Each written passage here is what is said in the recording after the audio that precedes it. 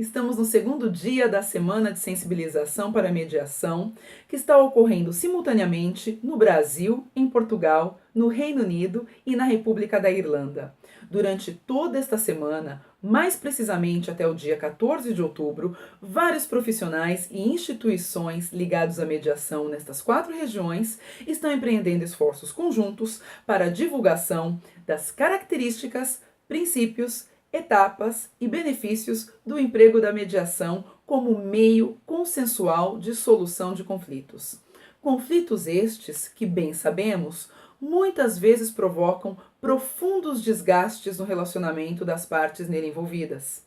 provocando também dificuldades de comunicação e impossibilitando assim as tentativas de negociação direta entre as partes para a solução daquela questão que as aflige. É justamente nesse contexto de dificuldade de diálogo, mas no qual existe uma disposição dos envolvidos no sentido de buscar um meio consensual ou amigável para tratamento daquela questão, que a mediação surge como um método extremamente eficaz e extremamente adequado para auxiliá-los na construção do processo de decisão e de elaboração de uma solução para a questão que os atormenta.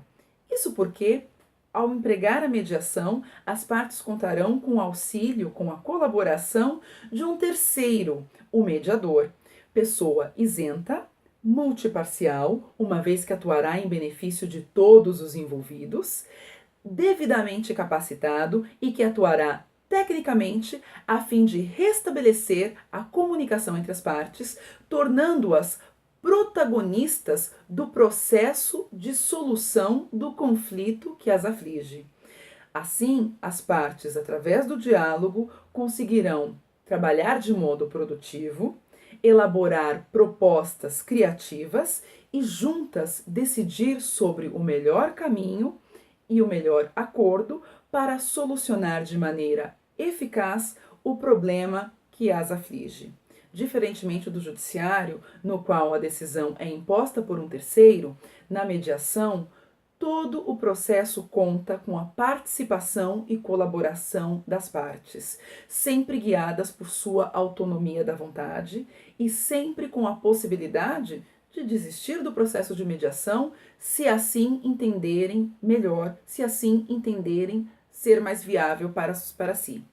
É importante ressaltar que a mediação não lida diretamente com a legislação. As partes não vão para uma sessão de mediação para saber qual a lei será aplicada. Por óbvio que a lei em nenhum momento será ferida e por óbvio que a lei atua como uma baliza. Mas o que importa para o processo de mediação são as especificidades, as peculiaridades, tanto da situação como dos contextos nos quais as partes estão inseridas. E juntas, pensando justamente nestas questões específicas que as aflige, as partes elaborarão o seu novo pacto social, um pacto social customizado e que, portanto, será muito mais efetivo e muito mais sustentável do que uma decisão imposta por terceiros. É importante ressaltar que, dentre as principais características da mediação, ressaltam-se a confidencialidade, cujos limites podem ser negociados entre as partes, a colaboração constante das partes, que sempre estarão guiadas pela autonomia da vontade,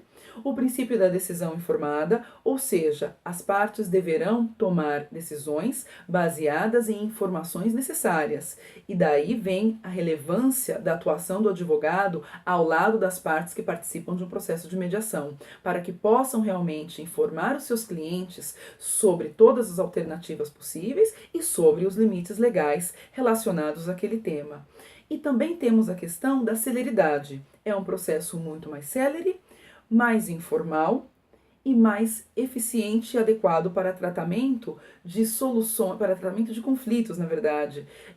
de relações continuadas, como ocorre, por exemplo, no caso das relações familiares e relações societárias. Mas, como já dissemos em nosso primeiro vídeo, o emprego da mediação ultrapassa, extrapola esses dois contextos, conforme vamos discutindo aos poucos ao longo dessa semana. De qualquer modo, fica o meu convite para que todos vocês acompanhem os inúmeros debates que vão ser realizados ao longo desta semana de sensibilização para a mediação e para que também Se possível, informe-se melhor a respeito do tema através da leitura de alguns livros que vamos aqui sugerir, como por exemplo esse de Mediação de Conflitos, da editora Brasiliense, cujos autores são a professora Lia Sampaio e o professor Adolfo Braga Neto, e também este pequeno livro sobre meios alternativos de solução de conflitos, da editora da FGV, cujos coordenadores são a professora Daniela Gabay, Diego Falek e Fernanda Tartucci. Ao longo dos próximos vídeos dessa semana, vou recomendar também algumas outras obras para que todos possam se aprofundar no assunto e assim ficarem mais sensibilizados com relação ao emprego da mediação para tratamento de conflitos das mais diversas naturezas. Fica o meu convite, informem-se e tenham um olhar um pouco mais atento com relação a esse meio adequado, a esse meio consensual de solução de controvérsias. Um grande abraço, até o próximo vídeo, tchau!